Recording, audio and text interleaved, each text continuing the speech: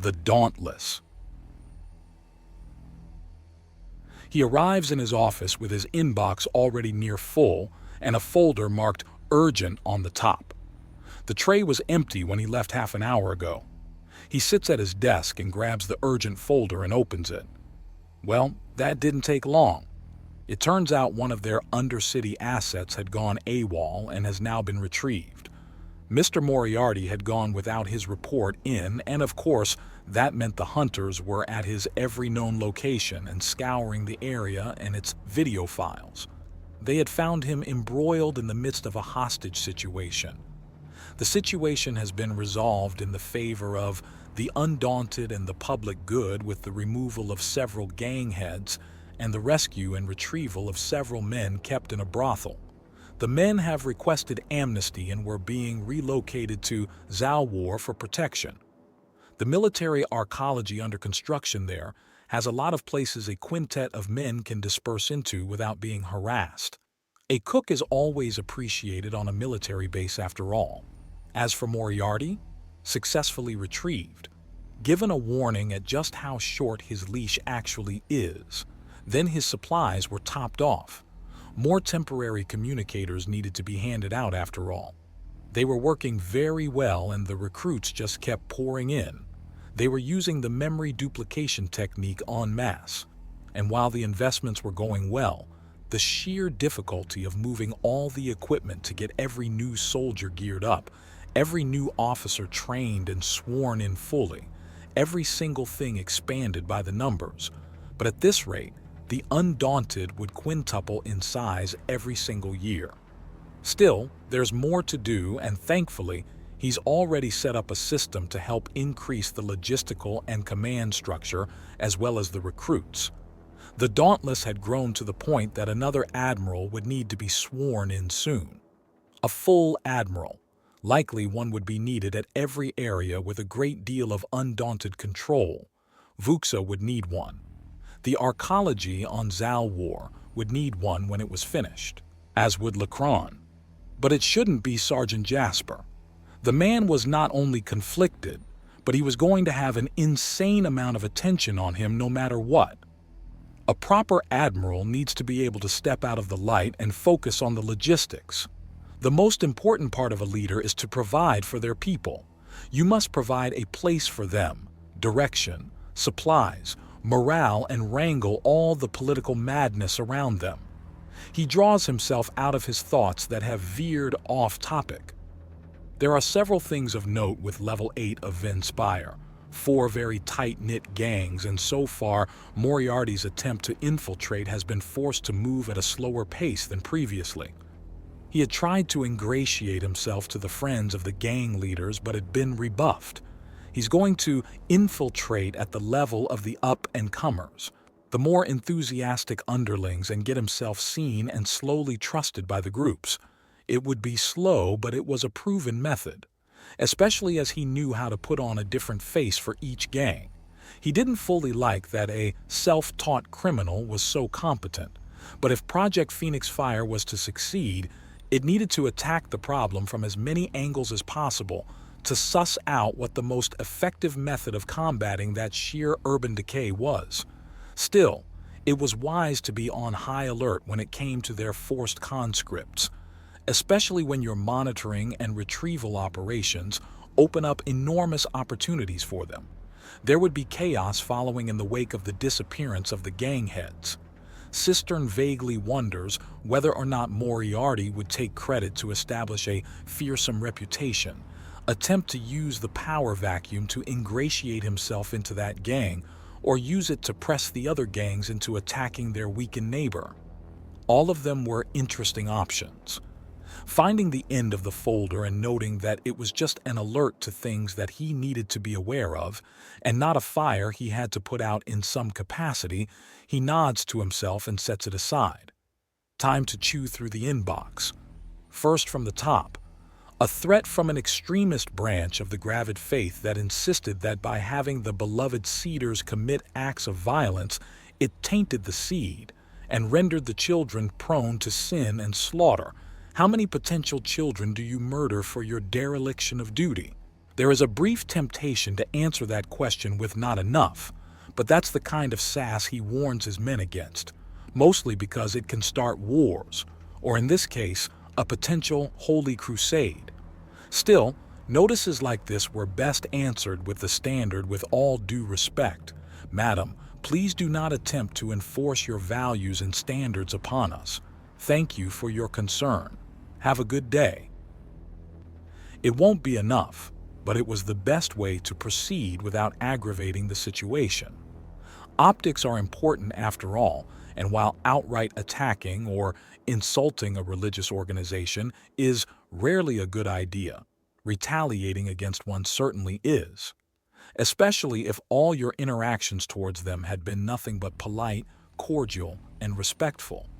It's a bullet in his gun he's very familiar and comfortable using.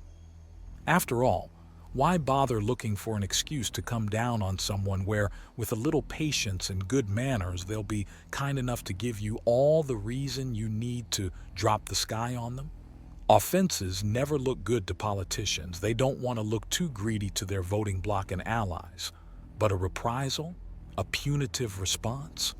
Well, that's just self-defense now, isn't it? He makes a note to send the standard consolatory denial to the... He has to double-check the title and finds himself reading it aloud. 40th Great High Mother, most blessed and fertile of the Fifth Order. I hope it sounds more elegant in her native tongue, for her sake. He puts it into his outgoing and goes for the next bit of attention. Further uses of the modified retention bands to speed train both troops and trainers is proceeding apace. However, there's a higher level of effectiveness if the body types match up. They're requesting permission to put volunteers through training hell in order to get the right body prints. This gets a quick and effective approval. It's just sensible. Third on the list of things that need his attention is an earnings report on the vast array of stocks he's had his brokers buy, sell, and trade like mad. At this rate, he should be in a position to hold a powerful stake in several manufacturing companies and a series of hydroponic stations not too far off the galactic lanes. That was good. Many people don't pay attention to things like the food, metals, or plastics industries, but they're both ubiquitous and necessary for life in the galaxy at large, meaning that so long as he or his brokers are there to slap the hands of the particularly stupid, the companies in general make a lot of quiet money. It's not like holding a great patent like in a weapons company or a cutting-edge technology that captures the imagination.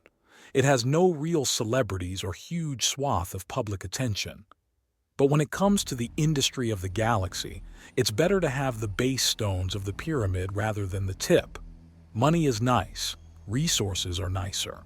Getting both at the same time, he grins to himself. His only response is to continue as planned, and he moves on to the next bit. A report from Vuxa. Training is proceeding apace, and the scout program is proving wildly successful to such degree that every major city on the planet has at least 10 trainee regiments, and most towns have at least 2. The whole world has fallen in love with the idea of self-reliant strength and being properly armed and armored. Next is another report. The Undaunted Dispatch, Training and Recruitment Arcology on Zalwar is at 20% completion, and the lower levels are already livable. Use of the firing ranges, gymnasiums, and training fields was going great, and they were still receiving goodwill from the locals for using the breeding grounds of the tundra worms for artillery practice. Apparently, the people were grateful that they now had time to actually attempt a rescue of their beloved pets when the animals escaped. That bit of good news aside, he moves on to the next thing in his inbox. Albreth has now formally requested assistance from the Undaunted and is willing to live under their rule of law in exchange for protection. How to phrase it so they understand that undaunted rule of law is just, well, the local rule of law with the offensive bits chiseled out and effectively enforced. Slavery and forced marriages are illegal if they aren't already, and from there on out it generally matches up with the rest of the galaxy. Oh? He nearly missed a note that states that there may be some riots if the men he had sent to help clean up the fallout from the chemical weapons are recalled. Well, it's good to know they've made such a good impression on the locals. Not that it's very difficult in a galaxy so desperate for male affection. Hopefully those poor men will be able to find comfort in that ocean of desperate and beautiful women that will grow outright addicted to them in short order. He has the next point of interest in his hand when the door opens without warning. In it is a very distinct white peacock woman who struts in. Her nose is in the air, which only means one thing. At attention, good human. I require your services. Jacqueline Tikenped, Speaker of the Council, announces, as Admiral Cistern rises up. He knows what she wants, what she needs. Very good now. He doesn't let the literal harpy continue as he wraps his arms around her, kisses her full on the mouth and maintains the kiss as he dips her. She melts under him and wraps her wings around him. You're allowed to be honest with me. You don't need to hold up appearances when it's just us, he reminds her. It's old hat. Jacqueline was very much a woman obsessed with appearances and all the power they held. She was a perfect case study in how the perception of power alone was often enough to project power as you pleased. With her only real power of a tie-breaking vote on the Galactic Council, she had leveraged it into being one of the most visibly powerful women on Centris. Oh, darling, if only it was ever just us, Jacqueline replies, nuzzling into him.